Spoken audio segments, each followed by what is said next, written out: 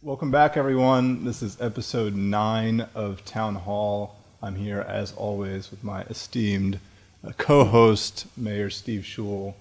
Today, we are going to take a look back at 2018 here in Durham and try and cover some broader issues and just give some context. The State of the City address for this year will be February 18th. And so ahead of that, we would just like to kind of recap what's happened in Durham. Every year, it seems like it's more and more that's going on in the city when it comes to infrastructure, development, education, sports, you name it. So we'll try and keep it short, but we know that's probably not the case. So we'll kind of break it up into the different topics and give people a chance to digest them one by one. I have my list here, Steve, and I gave you a little sort of precursor before we started. We've got safety, equity, housing, and infrastructure. Do you have a place that you'd like to start, or do you want me to pull a name out of a hat? I'll start with safety. How's that? Okay. Since you said it first, and I think there's a lot to say. Sure. Well, let me ask you this before you jump in. Yeah, go for it. How, if you were to assess safety in Durham last year, what grade would you give it, or kind of how would you, how would you assess it overall for 2018? Well, so what I would say is that there are two very different realities. So one reality is if you're a person who is the victim of a gunshot wound, or if you're a person who's been robbed at gunpoint, or if you're someone in your neighborhood has been shot at. Anytime somebody is wounded or shot, it rips a hole not just in them, but in their family, their community, their neighborhood, our whole city. And so that's a terrible thing, and it happens way too much in Durham. I don't have the figures yet for 2018, but in 2017, there were 240 people in Durham who were shot with a gun. And every one of those bullet holes was, a terrible tragedy. 24 of the people died, but the rest were, very damaged. So that's one thing. On the other hand, there's the kind of, when you look at the big picture, we made a lot of progress. We had a really good year in terms of public safety in 2018. Gun crimes, meaning any crime committed with a gun at all, a hold-up, an assault or anything, were down by 20% from 2017. That's a huge number. I doubt if there are hardly any other cities in this country that had that kind of decrease in gun crime last year. And so that's something that we can be really proud of. It took a lot of people. It's not just the police, it's the community. What do you think attributes to that drop? Yeah. I think there are a lot of good things. I think one of the things is good policing. We have a great chief. We have we have done a lot to improve the quality of our police department. We pay better than we used to, so our officers are, we're getting a lot more people applying to be officers in Durham. We have large classes of really well-qualified young officers, which is great. We've diversified the force, which is also really important. We continue to work on that. We give a take-home police car to every patrol officer who lives here in Durham, and so that's an incentive to be here, and it also helps make neighborhoods safer. We've done a lot of things to improve the quality of the force, so there's a lot of good policing that goes on. I think that's one thing. Do you think that's coming from the top down, from the chief, that change in behavior? Because I could see someone making the case that putting more money into policing may not be the solution for solving certain issues around crime and inequity in some of our neighborhoods. So do you think that on top of being able to recruit sort of better officers, are we able to measure that in a more meaningful, more equitable way, kind of what it means to be a good officer in the Durham police system? Yeah, great questions. I would definitely say that you're right that let's just put it this way, good policing can only be part of the strategy. Yeah. We have to do the kind of policing that does two things at once. It effectively fights violent crime, as we were able to do this year, as our numbers show, which is great. I mean, to have that kind of reduction is amazing, and we won't have it this year. You can't do it 2 years in a row, but it's great.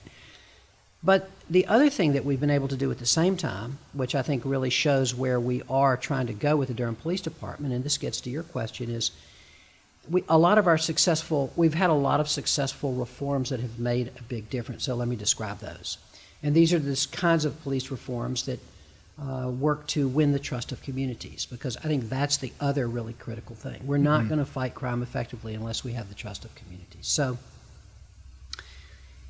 for example, we as you're aware, we require written consent to search a car now. This was something that we in the City Council did before Chief Davis got here, but she has made it really work. Our searches are down from 1,200 a year a couple of years ago to 400 a year, which is great. Wow. So what we're doing is we no longer have, basically there are no longer any consent searches. If I want to, the only searches there are now are probable cause searches. If I see a gun on your seat, that's a probable cause. But I can't anymore just go to you and say, hey, can I search your car? And you say yes without me getting written consent. Mm-hmm. And that has made a big difference, because what's happened was it was turning up a lot of just, people their car got searched and maybe they had, a roach in the ashtray, and then this whole cascading kind of criminalization took place. And so one of the other things that's happened is we've reduced the arrest for marijuana possession by half in the last 1 year. From 1,200 to 600. And the reason we're doing that is that the chief has deprioritized that, and also because we have this misdemeanor diversion court, where hundreds of people, not just for marijuana possession, but other small offenses, are going there and they don't get a criminal record. Before there's an arrest, before there's any criminal record, they go there. They might get community service. They might get, if they need some drug counseling or that kind of thing, they can get it. And so there are a lot of things like that. The chief has introduced community liaison officers into a lot of different communities. We are doing a lot of things to try to win the trust of communities, and I think it's working. I really think it's working. Yeah, it's kind of been a hot topic recently with Kamala Harris announcing her presidential run and her record as Attorney General being something that a lot of Democrats are looking at pretty seriously. And so I know that topic across the country will continue to be an issue that comes up. And as different laws around legalization start to take shape at the state level throughout this country, it seems like more and more people are coming around to the idea of building a different strategy around criminalization, specifically for marijuana, but just in general, how can we really reduce the amount of traffic in our prisons? Yeah. Well, Leo, my wife, very well, and she spent her whole year, before there was a word called mass incarceration, before anybody knew that term, her work all her life has been as an advocate and an educator to try to get the legislature to do things to reduce the prison population. So I've been living with that in my house for a long time. It's critically important. There's nothing more important. I mean, last year we had 700 people come back from state prison to Durham. Every one of those people, when they came back, had a very difficult situation to face, or most all of them. So one of the things we're doing in that regard is we now have a couple of our city's innovation team, which does amazing work, is doing a couple of things that I think are really important. One is we have a welcome home program for everybody that's coming back now that we can make contact with in the state's prison system. I write them a welcome home letter, I say, welcome back to Durham. And then with that welcome home letter comes a package of things. A cell phone, 20 hours of counseling, peer support counseling from someone else who was formerly incarcerated, who's one of our outreach workers. And other kinds of things come in this package to just sort of give people a leg up when they get back. And so the city is trying to really make it different for people that come here. We're working on transitional jobs, transitional housing, which is hard, but it's really important. And then the other thing that we're doing is we have now the city, our city council is funding a driver's license restoration and expunction program called DEAR. Okay. And that program, DEAR, and that program is now, we've hired attorneys, we're working with our judges and our district attorney, our former district attorney Roger Eccles and our new district attorney Satana DeBerry. And we have already taken thousands of old charges, had them that were for failure to pay, failure to appear, things that keep people from having driver's licenses. They've now been taken off those records. 46,000 people in Durham do not have a driver's license. They have a revoked driver's license. So they're either driving without a license or they're not able to drive at all to get to a job. And so the DEAR program is working really hard at restoring driver's licenses. So we're going to be able to restore driver's licenses to thousands of people who have some old penalty that they haven't been able to pay. So this isn't people that choose not to get a license or drive by choice. These are people that, for some reason or another in the legal system, are not able to get a license. Mainly, they can't pay. They're charged with something. They haven't been able to pay it. The charge has gotten old. The penalties have gotten higher and higher. I mean, we're talking about people who, 13, 15-year-old, failure to appear in court, failure to pay for a traffic fine, and it's kept them from having a license. And so we're really trying to change that because we have to help those people change the trajectory of their lives. And so many jobs require a car to either get there or to use on the job. And so we're doing a lot of work to try to, as I say, build the trust in communities by doing things that really help people. I think that will change our public safety as much as anything we do on the policing side. But they're both important. We could go on about this stuff forever, but if you could give the community sort of one actionable coming out of this conversation about safety to better improve safety conditions around Durham, what would you suggest for folks? Well, I think for people that want to make a difference, I think there are lots of ways to help out. I'll give you one example. The Religious Coalition for Nonviolent Durham, and it's a wonderful organization, but one of the things that they do is they help build church or other community support groups around individuals who have returned or are returning to Durham from prison. So these are support groups of people who, lots of different churches will form these groups and will work with somebody, support them, to help them get housing, to help them get a job, to help them get a car, to help them get all the kinds of things they need. So if someone wants to help, I know that the Religious Coalition for Nonviolent Durham, for example, will find a way for you to help. If we need volunteer attorneys in our expunction clinics, where we're getting long-standing charges on people's records that people have really worked to rehabilitate themselves and to get back into society, but they're held back by these charges. We need volunteer attorneys who can come and help with our expunction clinics. We're working to help these people get their records expunged in court, who need a job and want a job and are being held back by those kinds of things. So there are so many ways that people can step up and help out. Great. We're going to take a quick break, and then we'll get into our next topic.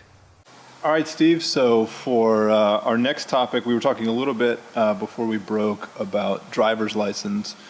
So I think that is a great segue for us to move into infrastructure, something that we spent a lot of time on. Last episode was busing and sort of transportation more largely. Yeah. That seems to be another popular topic in Durham with conversations about light rail heating up, but also just as the city is both physically changing and sort of demographically changing as well, the infrastructure to support those changes is really important. So again, looking back on last year, kind of how would you assess Durham's sort of grade on infrastructure, and what should we be looking for going into 2019? Yeah. Well, that's a good question. Most of the infrastructure that work that happens in Durham is invisible to people, except that you see road closed. You know what I mean? Like right where we are now. Very familiar with that in Durham. So like right where we're sitting now at the mothership, if you go 1 block from here, it's road closed. Yep. And the reason these roads are closed most of the time is that over last year and the next 4 years, in a 5-year period, we're doing about $500 million in sewer and water repair. That's a lot. Okay. So when you think about infrastructure, it's important to talk about the light rail. It's important to talk about road paving. It's important to talk about building sidewalks, but water and sewer is, I mean, it's huge. Yeah. It's all paid for by your water bill. Okay. So when you pay a water bill, that's what you're paying for. And speaking of water, I think we've got quite a bit coming down right now. We got a little bit of rain. It's going to give and so now then that gets into our stormwater infrastructure. That's also another big thing. So, but we are replacing 100-year-old pipes all over town, and renovating and rebuilding water and sewer treatment plants to make it so that our sewage is not polluting our lakes. Falls Lake and Jordan Lake. We're spending a lot of money to do that. So this is overdue then, these repairs and this reconstruction I would say it's systems. not so much overdue as has to be constant. Yeah. You know, it's just a big job of the city is to keep that. You want it when you turn on your tap, you're expecting to get all the water you want, and you're expecting it to be clean and taste good. And you don't even think for a single second about that. But 27 million gallons a day come out of people's taps in Durham, a day. And we have to have the infrastructure to do that. Trying to stay hydrated. Trying to stay hydrated, good. Well, it's actually after you play basketball, it goes up a lot because I know that it's because I spend too much time in the shower. It's not because I'm drinking too much water. Right. And then this rain is really interesting. I mean, especially where we are. Okay, so the rain is pouring down outside, and it is rushing into our streams, in this case into Ellerby Creek. And it is rushing through Ellerby Creek down to Falls Lake, and with it, it's taking all these nutrients that are clogging up Falls Lake and are polluting the water in Falls Lake. And that's happening in streams all over Durham right now. And when you say polluting, what is it that? I wish I was a scientist enough to tell you. Okay. But it's basically, it's taking nutrients. It's being polluted with nutrients. So. That might sound confusing to the layperson. Nutrients can't be. Yeah, nutrients a bad are supposed thing, to be something good. Right. Yeah, no, it's plants. Right. And you know, it's soil and these kinds of things that are running off. And this leads to algae blooms and the kinds of things that make a lake like Falls Lake, which is Raleigh's water supply, or Jordan Lake, eventually undrinkable. You can't be doing that. So one of the things we're doing right here in terms of infrastructure, and this is going to be going on in the next year, but the planning has been going on in the design and we've been voting on it, is where the old Duke Diet and Fitness Center is? Here at the bottom of the hill on Trinity? Duke Towers. Across from Duke Tower. Yeah. Right, so that building's come down or coming down. I'm not sure if it's all done yet. I imagine that even people that have lived in Durham their entire lives, like myself, had no idea what was going on in that building. Yeah. So that building is now, it used to be Duke Diet and Fitness Center. It's coming down, and there's a 9-acre parcel there that the city will be developing a stormwater, basically a large stormwater facility there, but it'll also have a lot of great public amenities. It'll be like, around it will be kind of like a park. You'll be able to walk around there and you'll see it'll be a beautiful, green space. And there's a trail that runs right by there, of course. And that will be a way to slow down the flow of water all the water that comes down of downtown now, almost all of it, and most of it comes out of the Trinity Park area too, will go down into that stormwater area and be treated. In other words, it'll be slowed down so it doesn't flow real fast and pollute Falls Lake. So this is this is also a large public infrastructure project that is being designed now and construction will begin soon. Speaking of green space, something that I was looking back through some old photos the other day, and one of the things that came up was the sort of courtyard area that used to be, or is where One City Center is now. Yeah. And that was a park that, a lot of folks walked through. There were events there from time to time. And, obviously One City Center is now on top of that space. And there are other sort of examples of this throughout downtown Durham where there used to be green space and now something has been built on it. And what I find is that rarely do you tear down a building to replace it with green space. Once something is developed, you don't end up going backwards. And so as we're thinking about stuff like, parking garages, other infrastructure that is maybe necessary now, but its usefulness could change in the next 5 to 10 to 20 years, depending on the way that technology changes. If we have a lot of self-driving cars and things like that, we have light rail. Ideally, we're taking people out of their cars. Those parking garages no longer have the same use. And so how are we able to, in Durham, think about infrastructure, not just for today, but for 20 years down the line? And are there opportunities to have some of that, have some reversal where we can bring back some of that green space, plant more trees, stuff like that? Yeah. So green infrastructure is really, really important. Just to be clear about One City Center, the only reason that was green, it was not a park. The only reason it was green, it was a building burnt down there. Fair enough. Yeah. So that particular one wasn't a park. It was just very temporarily green. Sure. But you're absolutely right in your basic point, which is that we're building and building and building, and green space is essential to our happiness. And in the suburbs, there's plenty of it, but downtown, not so much. Yeah. The people that had the foresight to create Durham Central Park. I mean, think about that. If we didn't have Durham Central Park, what an awesome green space that is right near here. We have North Durham Park, the field behind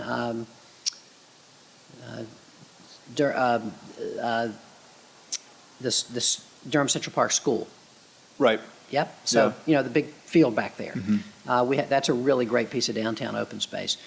Near the Bulls Park, there's the big open space right near the Aloft Hotel and the DPAC. That's privately owned space. That's owned by the Goodmans, the Capital Broadcasting. But they have kept it green, and the city is working with them to continue to keep it green. That's a really important downtown green space as well. And there is a downtown open space master plan. It's a really great plan. And what it talks about is where future green space, preserving the green spaces we have, and future green spaces. So, for example, when we two-way the loop, we've talked about that before. So when we make the loop two-way, where the library now is being beautifully renovated, that's going to be eventually the downtown open space calls for a park right in that area, sort of between City Hall and the library. Once those roads are reconfigured, which will take us a few years, we don't have the money for that yet. We should have some green space over there, and there are other places as well where we need to be doing it. So preserving green space and creating green space wherever we can is really important, and it's harder and harder in the urban core. Is there, so the space that you're talking about next to the library, that would be a public park endeavor? That would be something the city would be taking on? Yeah. The space that you mentioned in next to Aloft and DPAC, like you said, is a privately owned space. So how can you, or is there a way to incentivize private developers to consider things like that when doing major renovation projects? Yeah. there aren't many other things like that. That one's pretty unique in downtown. And so, yeah, I mean, our city manager is he's talking to Capital Broadcasting, and they're, they have no plans to build there. But our city manager is working with them to, continue to keep that green. Yeah. So, thinking about sort of the part two, how is the city evaluating, Durham's future as we look at, again, sort of shifts in demographics, where people are living, the technology, and how are we able to plan our infrastructure accordingly so that we are being proactive instead of reactive in terms of the way that we're developing? The light rail. Mm-hmm. The light rail is so crucial. If we're talking about future infrastructure, and the light rail is in crunch time. Yeah. We are at the point now where we're either going to get the approvals that we need for it and get the final funding in line, or we're not going to be able to do it. And we need to do it. It's really important. Yeah, it seems like it's been a topic for a long, long time. Yeah, 20 years. Yeah. And now we are on the cusp of getting the federal funding, which is $1.25 billion with a B dollars. But in order to get that, we have to get our part of the job done. We have to get our final agreements with the North Carolina Railroad. Duke has to sign its cooperative agreement. We're in a period where we have, and the deadlines are now, essentially. And so a lot of good ongoing work is happening.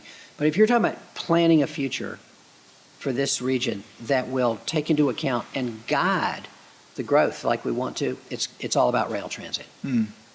We are, you think about 147, how it divided Durham. That's the exact opposite of what the light rail will do. The light rail will start at Central on Austin Avenue. I'm familiar with it. I know you are. And it will come, up into downtown. It will reconnect that area that was disconnected by 147. And then it will go from downtown. It will go to Duke East Campus. It will go to West, or rather to the hospital between the VA and Duke Hospital. It'll go down 15501, 54 into UNC Hospital, 18 miles, 19 stations. And then there will be the connecting line, the commuter rail, which is our next step, which will go to Raleigh. We wanted to do that first, but Raleigh wasn't ready. I know we've talked about that before. They didn't have any funds for it. Now they do. But we want to build on the existing freight lines, a commuter rail to Raleigh.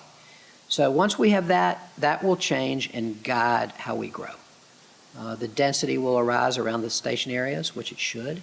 It'll help people to get on this. They'll be able to live, work around the stations, and they'll be able to, it'll just improve access to jobs for people all throughout the Triangle.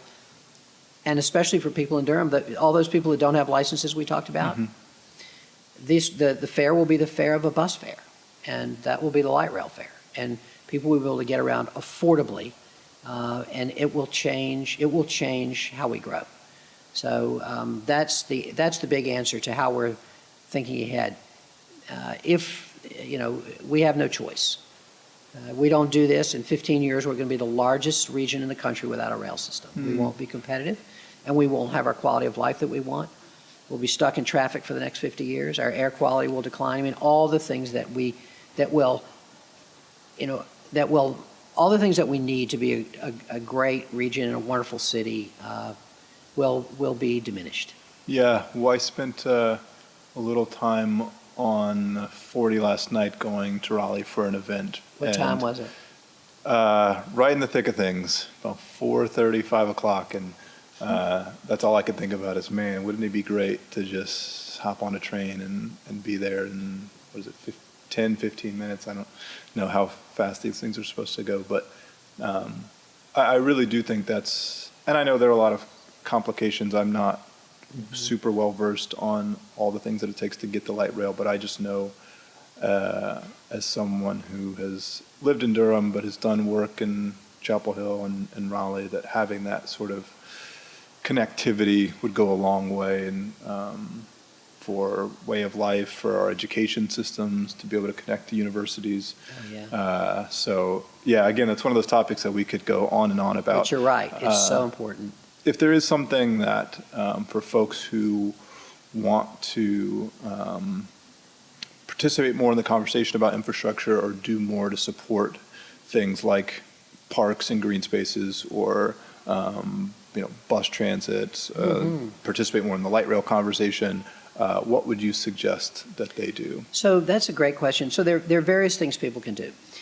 We have we have city boards, city and county boards that work on these things. So we have the Environmental Affairs Board that makes recommendations to us about all kinds of environmental subjects. And we have our Durham Open Space and Trails Committee, which works on trails and open space, like its name says, to try to preserve more open space and try to get the city to be building and maintaining trails.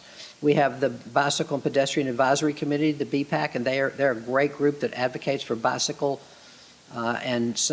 bicycle and pedestrian facilities, bike lanes, and sidewalks, that kind of thing. We have a lot of sort of official groups, but then there are all the kind of advocacy groups. I'll give you one example of something you asked earlier we didn't really talk about. There's a group called Trees Durham. It's a nonprofit. You can look them up online. And they are dedicated to planting more trees in Durham, and also to advocating. We need different, and we're working on different policies in Durham when people develop land. I mean, right now, when the average piece of land that's developed in Durham or anywhere loses about 85% of its trees. And we have pretty weak regulations in Durham in terms of tree buffers, and we can strengthen them. So there's work going on there that Trees Durham is advocating for, but they're also doing the hands-on work of gathering volunteers and planting trees in neighborhoods, not only to replace our tree canopy, which is dying. We have a lot of old trees which are dying that were planted 100 years ago. Street trees, trees in the right-of-way and in parks and so forth. But we also have an inequitable distribution of the tree canopy, where neighborhoods that were traditionally redlined also have a very, very depleted tree canopy. And so not only do we need more trees, but we need those trees to be equitably distributed in Durham. And so there are people, finding nonprofits like that. Keep Durham Beautiful is another fantastic nonprofit that does tree planting and cleaning up and work, advocacy around open space, and they're just a great organization. So we have so many fantastic nonprofits in Durham that are trying to improve our environment both through advocacy and also through service. Great. Well, that's something that I think I might try and plug myself into. So if anyone's interested in planting some trees one weekend, you can at me on Twitter, at Buddy Ruski, or email me. However, you probably have some way to contact me. Let's do that. Oh, that'd be great. And Trees Durham, and Keep Durham Beautiful, they'll hook you up. All right, we'll be right back. So for topic number 3, we started to move a little bit in this direction. I'd love to speak with you about housing. It's something that I know you're very passionate about, and you have been for some time. I'll ask you the same question that we talked about with the previous topics. How would you sort of grade Durham on our housing infrastructure and housing policies last year, and what are we moving into in 2019? Yeah, so you and I have talked about housing many times. Yes. We have been out to look at land where affordable housing needs to be developed. We've done a lot. Yeah. And this still remains at the top of Durham's agenda. So I've been mayor for a little over a year, and I work on this every day. Why is that? What is it about housing that you think? There's so many things, obviously, that are important to the quality of life in Durham, but what is it about housing that you see having such a big impact overall with the city? Yeah. I'd say that we are in a period of tremendous prosperity in Durham, and that newfound prosperity, 80% of our people are sharing in it, and 20% of our people are not, mainly in communities of color. And one of the ways in which this manifests itself is through through gentrification and the problem of housing affordability, which is growing tremendously in Durham, and it's on the top of everybody's list of concerns, as it should be. I mean, you mentioned, I mean, there are other issues that are as well, but housing and gentrification, its effects are always at the top. And when people talk about housing, is Yeah. it specifically home ownership, or is it does it include rent? Apartment rent, housing Yeah. rent, sort of the full gambit of Yes, living space. both. Okay. Yeah. I mean, you think about housing affordability, and you can think of it on a spectrum. There are people who are truly homeless, and the city just completed the point in time count, and so we'll know pretty soon how many people that is in Durham. But on an average night in Durham, last year you might have had 50 to 70 people outside, sleeping outside, which is too many. And then in a single year, and then there are people in shelters, of course, and in a single year, Durham has probably 1,300 people that cycle in and out of homelessness. Some of them are homeless very briefly. They're homeless because they're in a shelter because their government had a shutdown and they didn't get a paycheck and they couldn't pay their rent that month, something short term.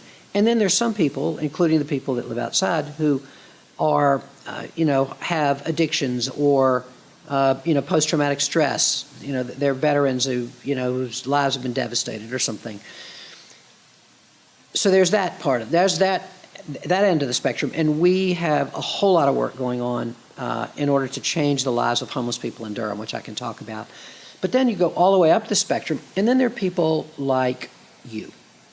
Somebody who you have a good job, you have a really good new job, you're living in the middle class, but still affording a home in Durham is really hard. Mm-hmm. So you could think about, and in between, there are all kinds of, there's all kinds of other people. So what I would say about this last year in Durham, and I'll talk about this a lot in my State of the City speech, a whole lot, in terms of housing is we've done some really good things, but mainly it's been a year of preparation to do some better things. So I'll give you an example.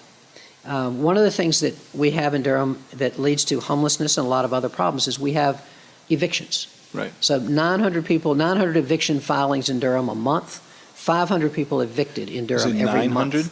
Filings, 500 evicted every month. Wow. 500 evictions every month. So legal aid, and there's a Duke clinic also that are devoted to trying to change this, giving legal representation, because most of the people who are being evicted have no legal representation.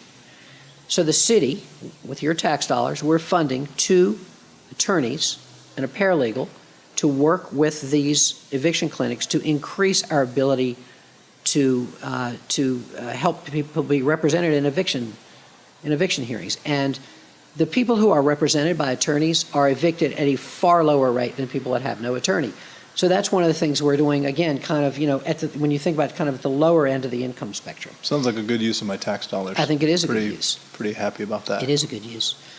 And then, there's the Durham Housing Authority. We've talked many times, you and I, about the Durham Housing Authority, and I think it's really important to keep it on people's radar. Latest count, 4,000 people approximately living in Durham Housing Authority communities.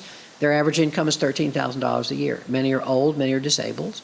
And we have to improve the housing that they're living in, and we also need to help them live in mixed income communities.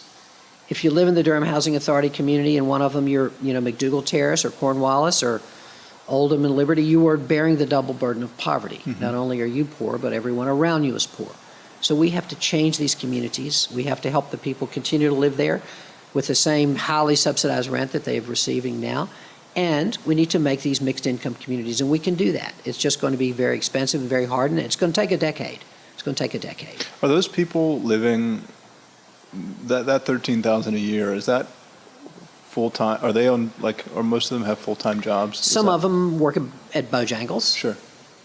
That's not 40 hours a week at Bojangles at $7 and something an hour is $14,000 a year. Mm-hmm.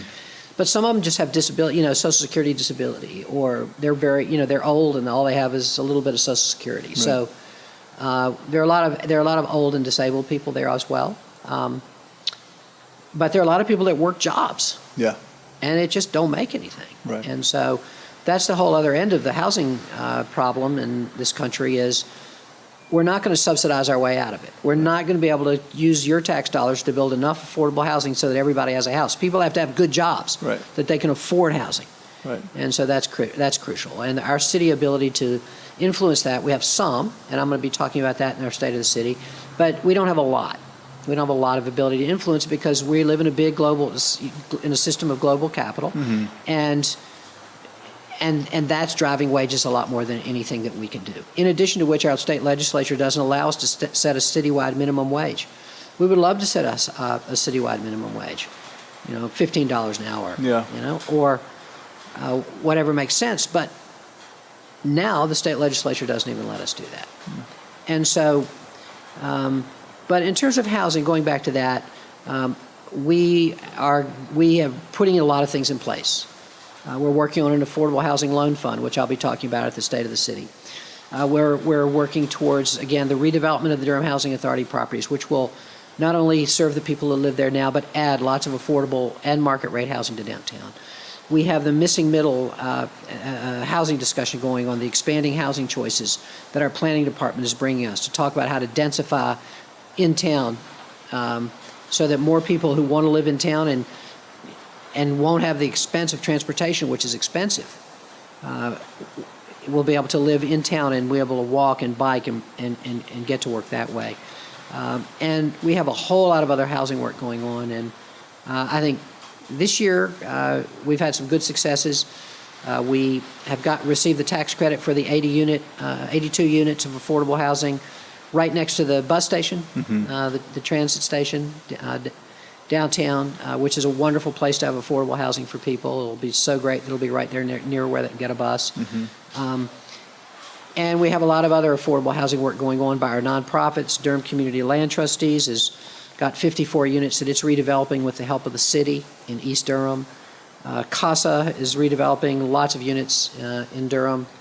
And there are other, Habitat is working with the Durham Housing Authority now to get some land that it can be increasing its building on. So there's a lot of great work going on. We've got a lot of great work to do. But in the State of the City, I'll be talking about the big picture of affordable housing and laying out our plan for the next few years. What would you say, this is maybe more of a personal question, but I imagine that it pertains to some other folks, for people that maybe aren't actively looking to buy a home, maybe they're a little more transient. What would you say to them, or how would you say that that shift in attitude towards ownership in general, not just housing, but sort of cars and the like, how are you all thinking about that as a city, and what should those types of people, maybe myself included, be thinking about in terms of building wealth? Because that is a big way that folks have historically built wealth, and particularly folks of color. So if home ownership or ownership in general is not something they're thinking about, how is the city considering that, and also what might you say to those types of folks? Well, I think there are two things that have happened that have increased have decreased the people in your generation's ability to buy homes, and also for some years interest in it. So one of the things that happened was the crash in 2008. Sure. And so many people of your generation, I think, saw the housing market go bust and people lose their houses. And so what happened instead was people your age really started renting. And a lot of them still want to, because they simply don't want to make that commitment and take that risk. I think my generation just has a hard time with committing to anything. Yeah, maybe so. I'm not an expert in that, but me neither. Yeah. Well, I think the other thing about it is just home ownership in Durham has become really expensive. Small houses in my neighborhood. I live in Watts Hillendale. A small house on Carolina Avenue, a couple thousand square feet, is selling for $425,000. I mean, the prices have gotten really high. I do think we'll see some softening in the market nationwide in terms of home prices. I've been reading about that, but that'll just reduce the rate of growth of these prices. I don't think it will reduce the price. And so for my generation, who, we bought in when houses were cheap in Durham. And we've reaped this incredible windfall through nothing that we did. We just happened to buy the house at the right time when housing demand in Durham was low. So people in my generation, we have a lot of the benefit of having a lot of equity in these houses, but your generation doesn't, and it's making things very hard. And so I think that is a national problem. Again, we're not going to solve that here in Durham. We are going to do some things. I'm going to talk about, I don't think I want to talk about it now because I want to kind of announce it at the State of the City, but we are going to do some things to assist home ownership that I'll be talking about then. But have to be, anything like that is going to have to be subsidized with tax dollars. We cannot subsidize our way out of it. People have to be making more money. And we have a lot of great jobs in Durham, and we need to make sure that our folks can get them, and so that they can make the money to be able to make the down payment on a house. Well, I'll make sure to listen into the State of the City, and maybe I'll reconsider my my home ownership after all. Your home ownership phobia? Yeah. We're going to take one more break, and then we'll get into our last topic. All right, for our last topic, I wanted to save this one because even though we did say at the top that all of these things that we've covered, safety, housing, infrastructure, sort of bleed into the others. They're all interconnected. I felt like equity was one that did have more of a sort of umbrella, as you mentioned, and covers a lot of different things that we've already talked about. But thinking about sort of Durham's ethos as a whole in the way that we approach equity and how that manifests itself throughout the city, how would you, what things have you seen over the last year in Durham in 2018, and maybe things that you hope that we can improve on in 2019, but then also some things that we can highlight from the past year, because I do feel like often it becomes very doom and gloom about sort of the state of this country and our society. So I'd love to pick some things out that people can, hang their hat on, but then also, be a little critical and think about ways that we can improve. So I will concede the floor to you. Well, so when I think about equity, as you said, it's an umbrella. Everything else we have to be using in a racial equity lens, particularly to look at all of our issues in Durham. And we do that on the city council. Everything we do, we think about. Well, we have to think about this. I mean, we talked already about the tree canopy and the inequitable distribution of just the tree canopy. We talked about the Durham Housing Authority. That the people in Durham Housing Authority are overwhelmingly people of color. Durham has a child poverty rate for people of color of 37%. Child poverty rate, 37%. It's 8% for white people. I mean, the racial inequities in Durham it is still such a dominant force in our society and our culture. And we talked about criminal justice earlier, and of those people who have their driver's license revoked, they're overwhelmingly people of color. And so equity has got to be at the top of our list all the time. Everything we do, we have to be thinking of it that way. And I really think, my job as mayor, what is my job? My job is to work on changing that inequity, and that's what I try to do. And so I feel like we are, think about sort of symbolically what happened in Durham in the last year. A little bit longer ago than a year ago, the statue of the Confederate soldier came down, and then just a few weeks ago, the chancellor at the University of North Carolina at Chapel Hill decided she was going to remove the base of Silent Sam, and it appears pretty clearly it will never go back up again at the door to the University of North Carolina at Chapel Hill. These are symbolic things, but they're important things. We've had a great committee during the last 6 months to look at what to do with that Confederate monument that came down in front of the courthouse. And I think they've made they have had a wonderful community conversation. There were 12 people on this committee. And those 12 people, they really ran the gamut. They were appointed by the city, county, and the county commission. We had a member of the Sons of the Confederate Veterans all the way, to one of the chairs, Charmaine McKissick Melton. Her family's one of the, real pioneering families in Durham that integrated our schools. She's a pretty good professor, too. Oh, have you had Charmaine? Mm-hmm. Okay, well, awesome. Yeah. And so this group of 12 people came to unanimous agreement about what to do with the statue, which is very interesting, I think. And what their recommendation is, this is going to the county commissioners, not to us on the city council, but to our county commission, to take the statue in its crumpled form and put it in a room in the old courthouse where no one has to walk by it, so it would be a room away, but that anyone that wanted to come and see it as a kind of historical artifact could do so. It would be contextualized, the history of how it went up and the history of how it came down would both be there. And I think that's a great recommendation. But these symbols, these symbolic things have been, I think, really important. But they're not the most important thing. The most important thing is, what are we doing every day on housing, on transportation, on public safety, on the things that just you and I have been talking about just now.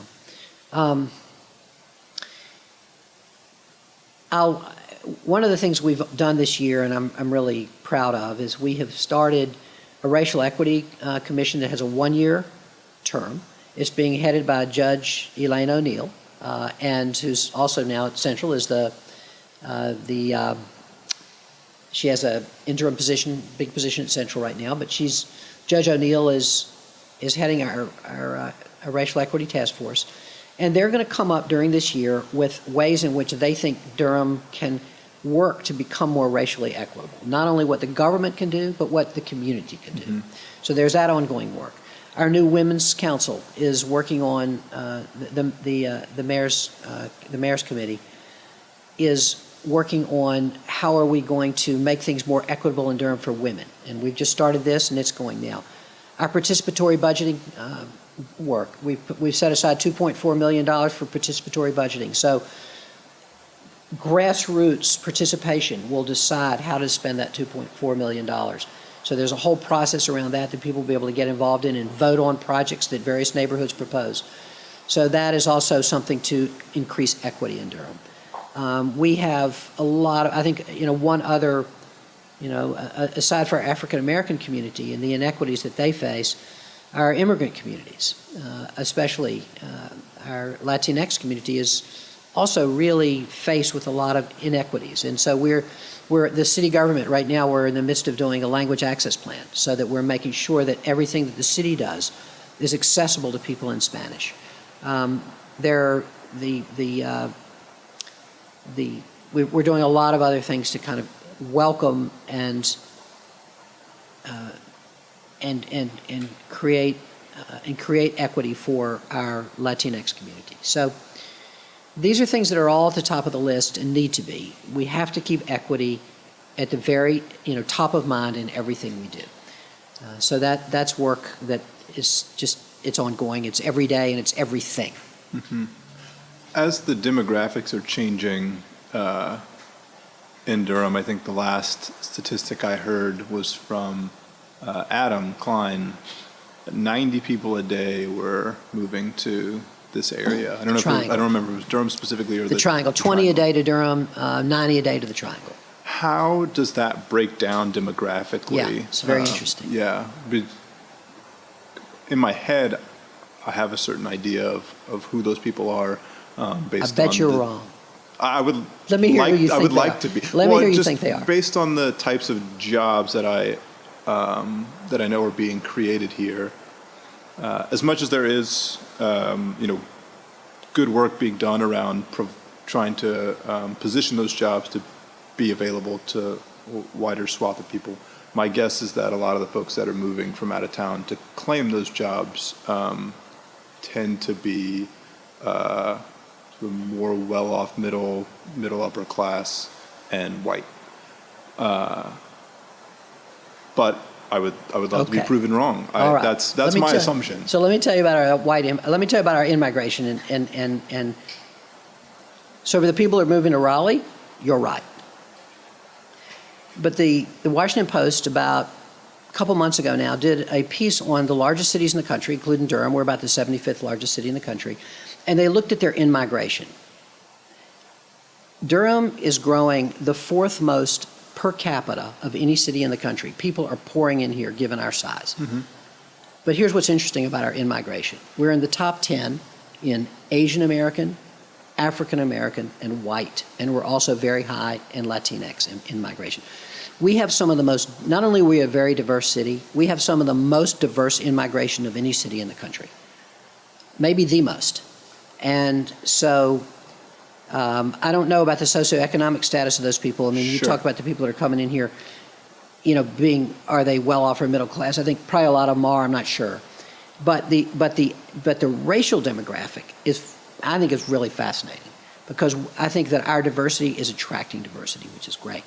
But here's the other thing. I bet when you think of those people, you mostly think of young people, your age. Yeah. The fastest growing demographic in terms of in-migration is people my age. I'm 67. They're moving here to be near family. They're moving here for the weather. They're moving here because the taxes are lower than New Jersey. They're moving here, did I say kids? Yeah, they have grandkids. They're moving here for the quality of life. And, you know, it's just... They're not coming for the dance parties at Pinhook every weekend? They're probably not, but they may be coming for the dance festival. Okay. I'll tell you what else they're coming for. Accessibility to really good health care. You know, when people get old, they start worrying about that. And we have Duke Hospital. So all those things are really bringing a lot of people who are immigrating to Durham from, you know, other cities, especially in the north, but who are moving here to retire. And that, you know, in raw numbers, that's not the largest group, but in percentage of growth, Durham is getting, one of the interesting things about Durham is the over 65 population, I wish I had this number in front of us, is going to be an increasing percentage of our population in Durham, as it is in the country, but it's going to greatly increase in the next, you know, 10, 15 years. Yeah, well, I mean, those people are definitely welcome to the dance parties. I don't want it to sound like I don't want them there. I would love to have a more diverse group of all kinds, age, race, gender, all that, when I go out every weekend. So please join us. What do you did mention some of those things. How much do you think that our university system and sort of the opportunities that are available now to folks coming out of, you know, Duke, Central, State, Chapel Hill, is affecting not only the growth but sort of the demographic change as well? Because, again, my assumption is that based on those opportunities, folks that, you know, are from New Jersey, from Ohio, that come down to Duke, historically would move back to one of the more major cities, and now are deciding, you know, there's more opportunity here. There's also more to do here, so maybe I'll stick around for a little bit longer. Yeah, I think so. Am I getting warmer? Does that seem? No, like I think so. I know. I think I definitely know people who stay from Duke. I think most people that go to Duke, because it is a big national university, are going elsewhere for jobs, for sure. But there is a significant cohort that does stay in this area and in Durham. And I am really struck by the number of Central graduates that I'm meeting all the time, which is fantastic. They're, you know, mostly coming from North Carolina, because this, of course, is a state school. Right. But a lot of them are coming from other cities and small towns in North Carolina, and they fall in love with Durham, just like everybody who lives here does. Right. And I'm sure you notice it too. I see, you know, so many school teachers, you know, have graduated from Central, and, you know, I'm meeting people all the time who went to Central. It's just, it's such a positive force in our community. It, not only in itself, but in the graduates that it produces. I mean, it's made an enormous difference. And, you know, look at you. I did okay. Something that I think about often, because we still live pretty close to Central, and you know, on the topic of equity, I think about how much can be done in that area. And one of the places that we did, I think it was the housing episode for Town Hall, was right. I think what used to be Few Gardens, if I'm not Fayette Place. Fayette yeah. Place used to, need to get all my historical landmarks correct. Yeah. But that, is a huge swath of land. Yes.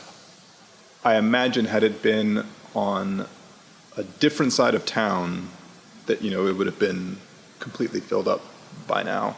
But for whatever reason, it's sat. And I don't know the total history behind that. I'm sure we got into it in one of the older episodes, so people can go back and watch that and listen to it. But what will it take to bring more opportunity to places like through that strip of Fayetteville Street where there is a university anchoring that neighborhood? There are some great houses there, some great communities. In the pockets around Central, there's Phoenix Square. So how can we both incentivize sort of more growth there, but then also just think more strategically as a community about supporting more growth there as well? Yeah. I mean, I think that the Fayetteville Street corridor is one of my concerns about the Fayetteville Street corridor is gentrification, because I think it is going to develop. And the question is it, how is it going to develop? And we need to and help people be able to stay in their homes who live there. And so I think that's an issue that's going to be hard. It always seems to be the case with the topic of gentrification is, we want things to develop, we want things to grow and get better. But if it happens in a way that maybe isn't favorable to the folks that already live there, or happens too quickly and we don't feel like we have a grasp on it before it's too late, then we throw our hands up and we're and even if we're not too late, our ability to affect it is not high. Right. If someone owns their home and wants to sell it to someone else, not only can't we stop it, but we shouldn't stop it. I mean, that's not the role of government. So these are tough issues, but we can do things to help stabilize neighborhoods, a lot of which we've talked about in terms of housing. You and I have talked many times about them. But I also think that commercial corridor is a really important commercial corridor that, at the top of Fayetteville Street there. And I think that some good planning has to go on with the merchants there and to try to figure out how to make that really successful for them. Well, it sounds like you were headed in this direction, but if you could give our viewers and our listeners one thing an actionable one thing to do or one thing to consider around the topic of equity going into 2019, what would it be? Yeah. It's always hard for me to say one. Yeah, right. I'll say a few. Is that okay? Yeah. So one is, again, we have many boards and commissions in the city that work on these things. Our Women's Commission, our Racial Equity Task Force, that membership is set, and it's only running for a year. But the Mayor's Commission on Hispanic Latino relations, there are things that we do that people can apply to and participate in. So that's one thing. And then there is all the many wonderful and powerful advocacy groups that we have. The Durham Committee on the Affairs of Black People, Durham for All, the People's Alliance. I mean, these are groups that are working really hard all the time on racial equity, and people can join them and join their committees and task forces and try to figure out how to improve racial equity in our community. I mean, there's so many people working on this all the time. We have our Beltline Trail that we have now purchased. We have a big racial equity process around that. Before that gets built, we want to have a real racial equity process so that the people who live near the trail are able to participate in what the trail is going to be like, and are also able, and the amenities around it, and are also able to help stabilize their neighborhoods, because once the trail is there, that increases the value of the land. And so we'll need volunteer participation in that. So there's a whole lot of work that people can find their way to in Durham to advocate for and participate in building a city that is racially equitable. It's got to be at the top of our list. Well, I think that's a great way to sum up this conversation that we've had. I always feel like any one of the topics that we cover each time, we could spend hours, and do often spend hours in other places in our life talking about these topics. But I'm really glad that we were able to chat and sort of set the table for not only the state of the city, which is, again, going to be February 18th, but also just thinking about Durham in 2019 and how we can improve this community that we care so much about. That's always something that people struggle with but are very intensely passionate about. And so having some context and being able to give some direction to channel that passion into affecting real change, I think is a great thing and a small part that we can play. So I'm very grateful for this time that we have. Me too, Justin. And the time that we have with our viewers. Thanks again. This has been episode 9 of Town Hall. You can find these episodes on the Clarion Content YouTube channel, on the website as well at clarioncontentmedia.com. You can follow along on all of our social channels at Clarion Content.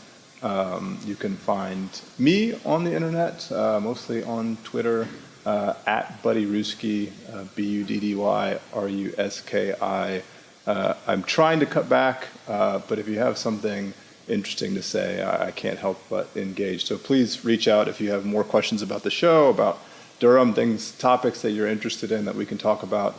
We'd love to get more viewer feedback to kind of drive our conversation. So please feel free to reach out and be sure to stay tuned.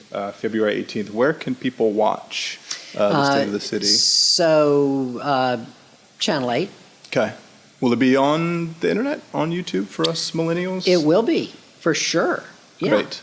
Absolutely. State of the City for all to see.